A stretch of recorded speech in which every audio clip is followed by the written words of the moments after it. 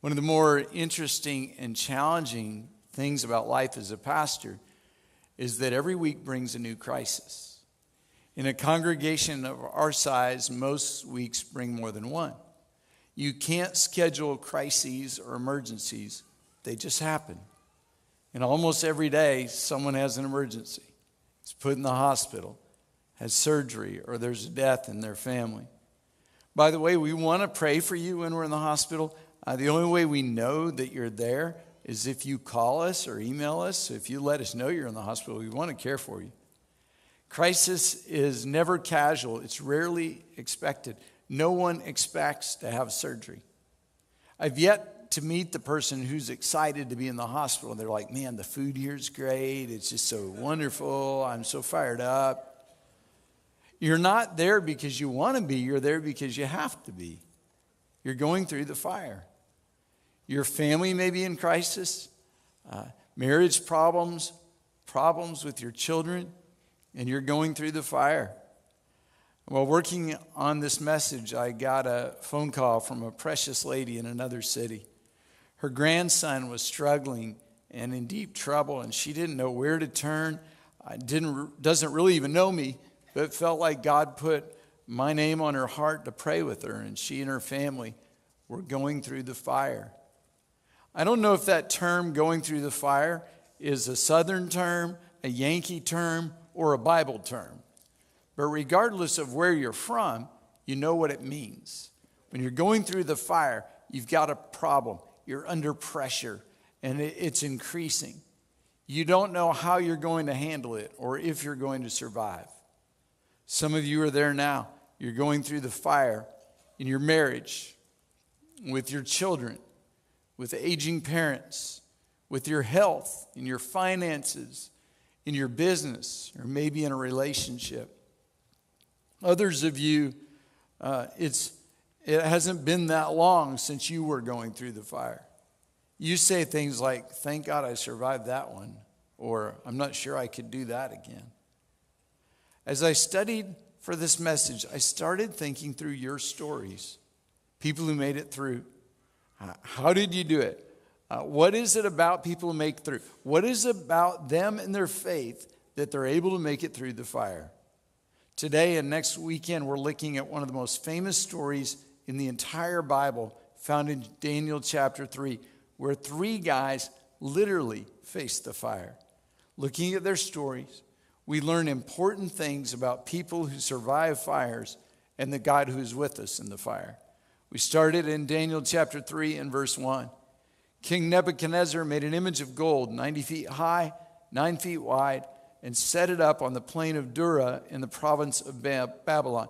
This was a huge, massive statue. We've always assumed, and most historians believe, it was a statue of himself because we know he struggled with pride. Nebuchadnezzar decided, I am now God. He then summoned all the officials to come to the dedication of the image that he'd set up. It was the grand opening. It's Nebuchadnezzar's big moment. He invited the leaders and the important people to all be there. So the officials assembled for the dedication of the image King Nebuchadnezzar had set up, and they stood before it. Then the herald loudly proclaimed, this is what you're commanded to do, O peoples, nation and men of every language. As soon as you hear the sound of the horn, flute, zither, lyre, harp, pipes, and all kinds of music, so the whole band's playing, as soon as that starts, you must fall down and worship the image of gold King Nebuchadnezzar had set up. It was an amazing, incredibly prideful moment. And what a rush. When the music started, everyone would worship him. And just in case they weren't likely to worship, the herald continued with a threat. He said, whoever does not fall down and worship will immediately be thrown into a blazing furnace. Nebuchadnezzar was serious about being worshiped. This wasn't really worship. It was forced compliance to a power-hungry, egomaniac king. Therefore, as soon as the people heard the sound of the music, All the peoples, nations, and men of every language fell down and worshiped the image of gold King Nebuchadnezzar had set up. Well, of course they did. Of course they fell down and worshiped, because nobody wanted to be thrown in the fire. So they all bowed down and they worshiped the statue. At this time, some astrologers came forward and denounced the Jews. They said to King Nebuchadnezzar, "O king, live forever. You've issued a decree, O king, that everyone who hears the music must fall down and worship the image of gold, and that whoever does not fall down and worship will be thrown into a blazing furnace. But there are some Jews who you set over the affairs of the province of Babylon, Shadrach, Meshach, and Abednego, who pay no attention to you.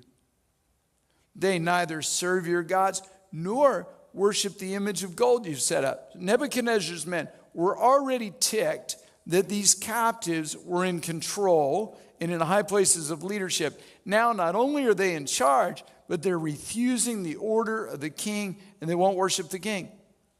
Furious with rage, Nebuchadnezzar summoned Shadrach, Meshach, and Abednego. These men were brought before the king, and Nebuchadnezzar said to them, "Is it true, Shadrach and Meshach and Abednego, that you do not serve my gods or worship the image of gold I've set up?" These three guys, were some of Nebuchadnezzar's most trusted advisors. Nebuchadnezzar said, in essence, "Hey guys, I'm going to give you the benefit of the doubt. Maybe you missed the memo. But let me, just in case you did, let me help you again. In a few minutes, some music's going to start, all those instruments. When that happens, that's your cue. So when it starts, worship.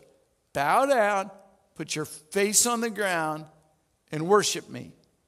And then Nebuchadnezzar made a threat. "If you do not worship it, you'll be thrown immediately into a blazing furnace.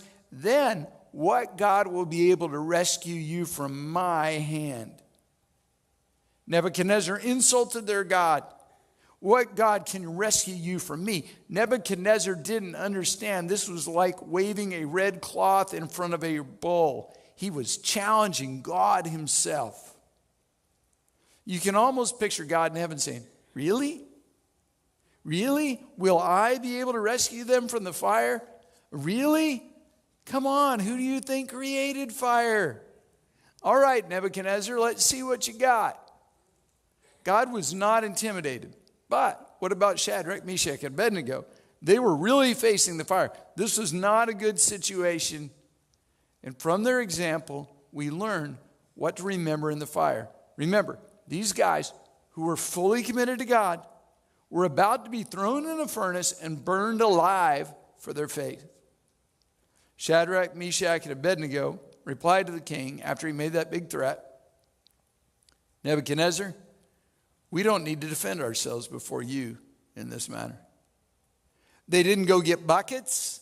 They didn't get a fire extinguisher. They didn't get fireproof clothes. They didn't run. They didn't even argue. Instead, they said, "You've missed the point, Nebuchadnezzar. Your issue is not with us. Your issue is with God. And you are not who we answer to. When you face the fire, remember, God's in control. He's in control. Sometimes you spend too much time running from the fire, avoiding the fire, trying to fight the fire, instead of responding like Shadrach, Meshach, and Abednego and simply allowing God to be God. They didn't fight Nebuchadnezzar because they understood that God was and is in control. It's one of the themes I see in amazing people of God who make it through difficult circumstances. They are committed to following Jesus even if fire comes. In fact, if your commitment can't stand the fire, you're not very committed. It's kind of like marriage. You stand before a preacher and you make some promises. You repeat after him because you can't memorize it. A lot of people try to memorize their vows. I always laugh because on that day, they don't even know which way's up on that day, so they can't remember those. So you're repeating after a preacher. And you said something like this: "For better or for worse, for richer or for poorer, in sickness and in health, as long as we both shall live." When you make those promises, what you expect is better, richer, good health, and long life. You don't expect worse, poor, sickness, and death. Now, those words you say in your wedding are wonderful. You find out if you really mean them when the challenges come, when you face the fire. When you face the fire is when you discover the depth of your commitment. Too many people make casual commitments to their spouse and to God. Make the decision, I will be committed even if I face the fire. Shadrach, Meshach, and Abednego said to the king, if we're thrown into the blazing furnace, the God we serve is able to save us from it, and he will rescue us from your hand, king. King, you're right. That fire looks hot. But if you throw us in the fire, our God, not your stupid statue, but the real God, is able to rescue us. When you face the fire, remember, God is bigger than the fire. Cancer, God's bigger. Lying accusers, God is bigger. Bankruptcy, God is bigger than bankruptcy. If you've got horrible memories from the past that haunt you, God is bigger.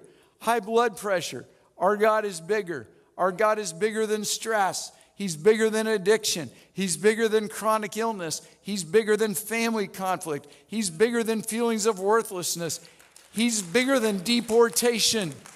He's bigger than marriage problems. He's bigger than depression. The God you serve is bigger than the problem you face. And all too often, when you face the fire, you lose faith. You start thinking, God, where are you? When you hit the crisis, you don't say, God can't heal me or God can't help me, but deep down inside you begin to question. I know it looks bad, but you serve a great big God who's bigger than your fire. Decide to have faith, even when you face the fire. FEMA produced a powerful video about preparing your family for crisis.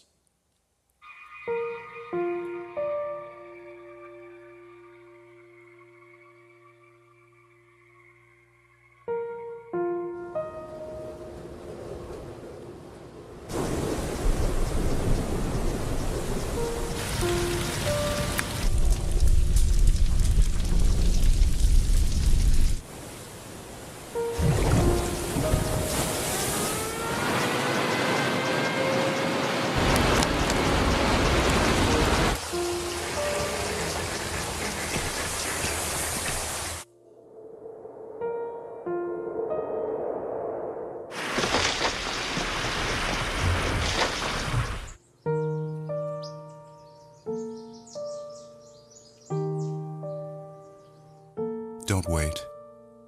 Communicate. Pretty powerful, isn't it?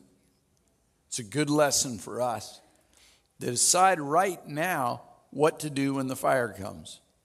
Even talk about it. Talk about it as a couple. Talk about it as a family.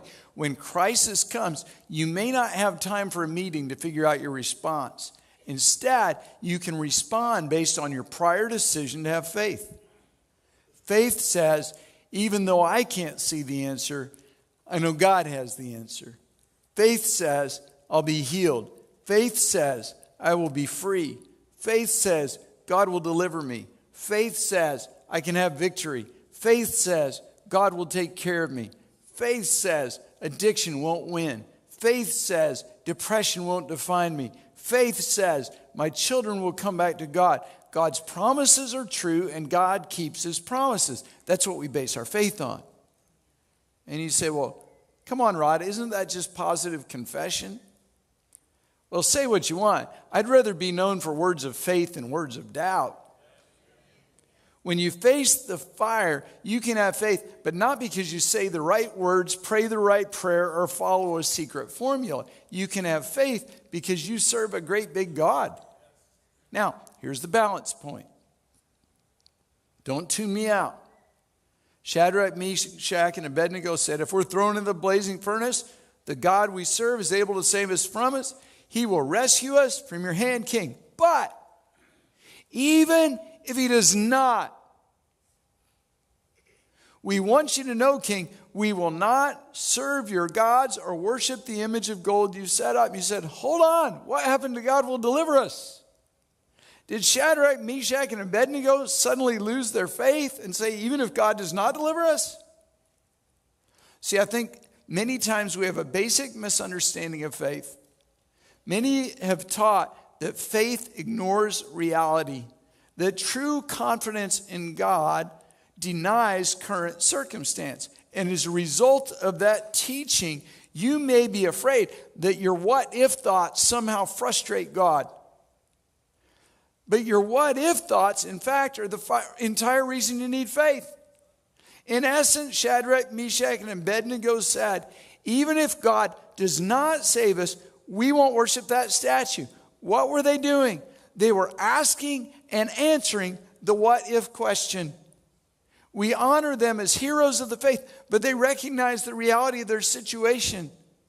If God doesn't save us, we're going to be burned in the fire. And if that happens, we still trust Him. Don't be down on yourself when you ask what if. God understands what you think and feel. You say, I don't think you're right. Well, then let's look at the example of Jesus, who asked a very similar question. Remember what Jesus said on the cross? My God, why have you forsaken me? If Jesus is our model, and He is, then you are okay to ask questions of God. When you ask the what if question, you're merely being honest with God and defining the problem. Faith is found not in the question, but rather in your answer to the what if question. My answer is, God, even if I'm not healed, I'm still going to trust you. Even if this doesn't work out the way I want, you're still faithful. I will trust and I will follow you regardless of circumstance. What a powerful statement. God can deliver us, but if He doesn't, we're still not going to give in. We're still not going to turn back on Him. If we don't get the answer to the prayer we pray, we still have confidence in the God we serve. King, we're still not going to worship you, your gods, or your statue. See, if your concept of God is, if God doesn't answer my prayers, then He's no longer God, then you've become God. You decide. You make all the decisions for God. You may not see the plan. You may not understand the plan, but God still has a plan. Trust Him, even when you face the fire. There are two important components to the equation when you're facing the fire. It's not just faith, it's faith and trust. Faith is confidence in God's ability. Trust is confidence in God's agenda. We have faith that God can do exceedingly abundantly beyond all that we can ask or imagine. We trust that God knows what's right and God knows what's best. We have faith that God can deliver us from trouble. We trust that our light momentary afflictions aren't worthy to be compared with the glory that will be revealed. We have faith that hard times will come. We trust that God will see us through. Make the decision, even when I face the fire, I'll trust Him.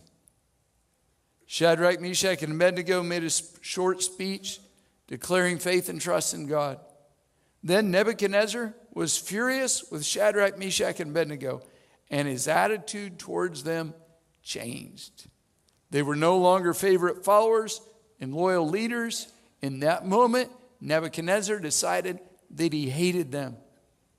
He ordered the furnace heated 7 times hotter than usual and commanded some of the strongest soldiers in his army to tie up Shadrach, Meshach, and Abednego and throw them into the blazing furnace.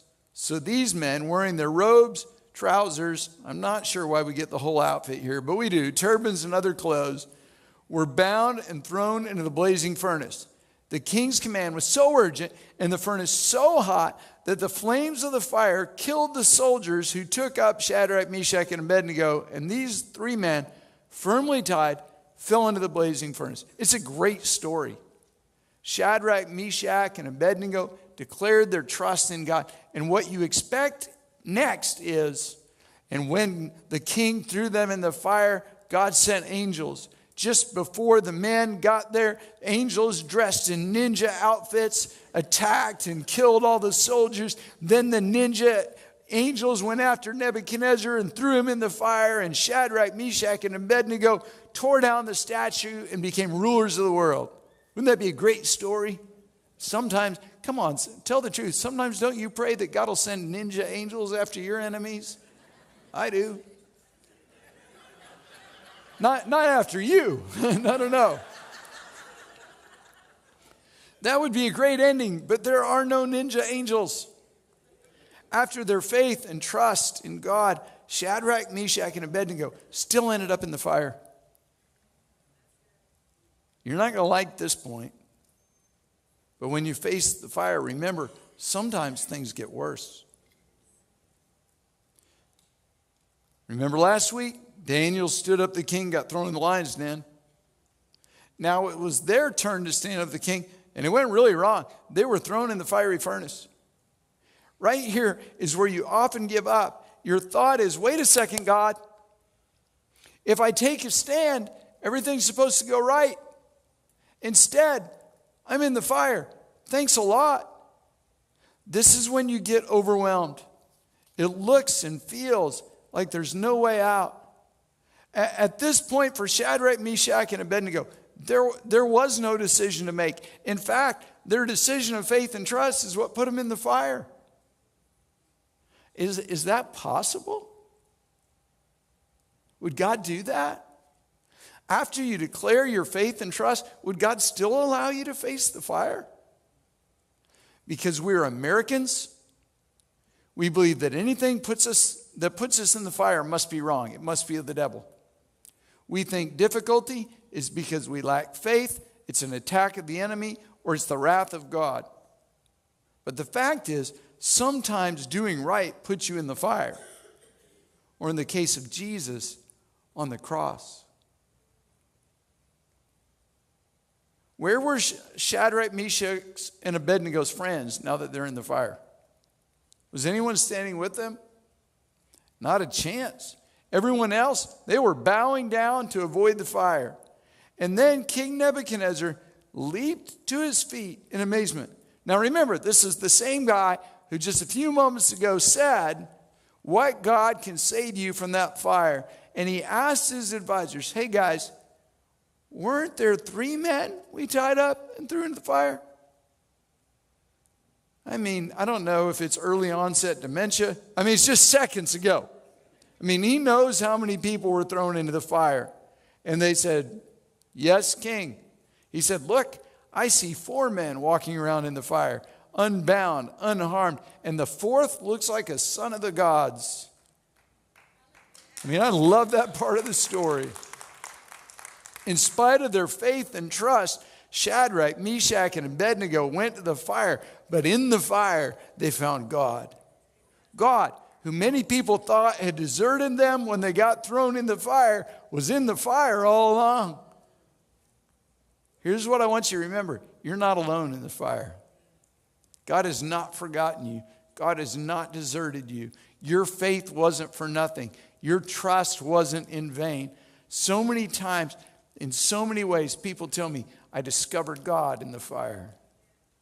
It's the story Pastor Dave Richards shared a few years ago when he had kidney cancer. He had faith for his healing, that he'd be supernaturally healed. The cancer would be gone. At the same time, he had trust God would be with him. And you look at Pastor Dave and his life, and you say, Dave deserved instant healing, right? You know what he got? He got surgery to remove his kidney. And he shared his story that in those quiet times, lying in his bed recovering, he discovered God in the most intimate moments of worship in his life. Pastor Dave discovered God in the fire. Last year, Cindy was diagnosed with cancer. You prayed with us. We were ready for an instant miracle. Instead, Cindy had surgery. But through that journey, she was able to share her faith and share her trust in God with hundreds and thousands of people. And we discovered just how faithful God is. He walked with us through that fire. A few weeks ago, Cindy had her 1-year scan. I'm happy to report still no cancer.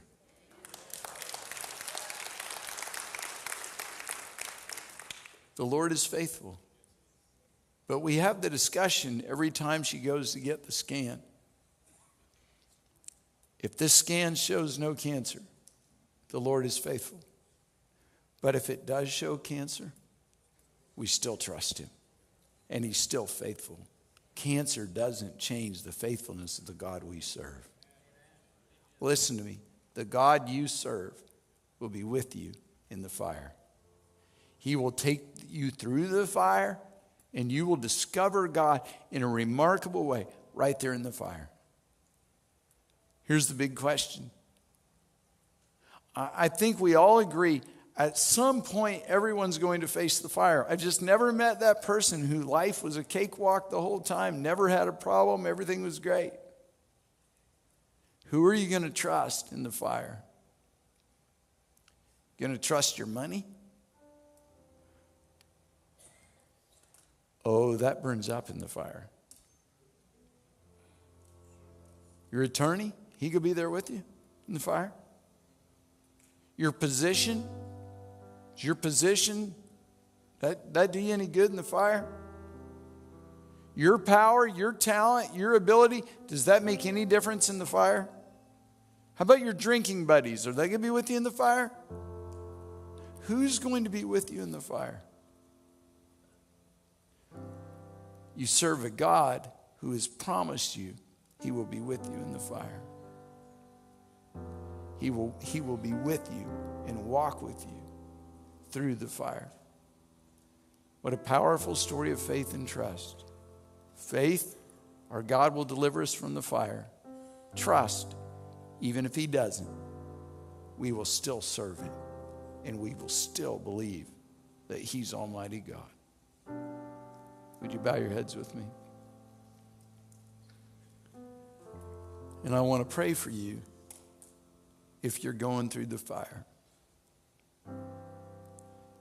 If you are in a situation, it's with your health, with your finances, with your marriage, where you're going through the fire, I want to pray for you. I want to pray this way. I want to pray that you'll have faith in the God who can deliver you from the fire. And you will have trust in the God who will walk with you through the fire.